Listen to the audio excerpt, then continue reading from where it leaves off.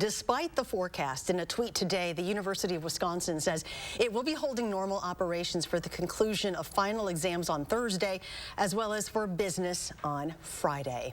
Many students have professors who were able to adjust their exams, either canceling them or moving them online. But for some, that didn't happen until today, causing them to scramble a bit to find flights or buses to make it home for the holidays. Armand Rahman talked to some who also took to social media to get their professors' attention. Armand?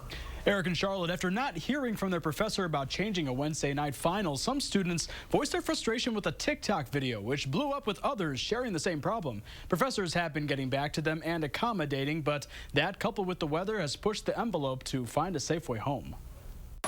I'm trying to get out. Freshman Matthew Shapiro isn't the only one. Students waited outside the bus stop to hustle home for the holidays after hearing their instructors adjusted final exams. My professor was very good about being accommodating. He had the final exam online. It's been a little bit of a hassle, but I was able to find a flight pretty easily. When he canceled my final, I was like, yeah, I should leave immediately, pretty much.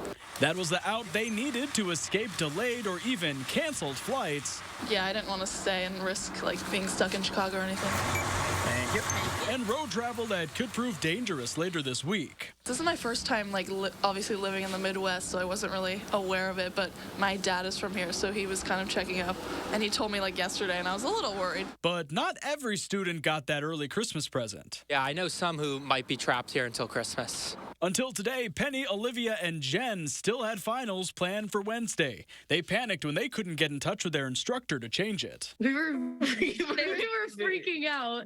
So they made a TikTok video complaining that they may be stranded and away from family during the holidays. So it's kind of crazy that just based on your class, you could lose an entire week of being with your family. Their professor eventually responded and made accommodations, but the three still have to take a long 2 a.m. bus ride.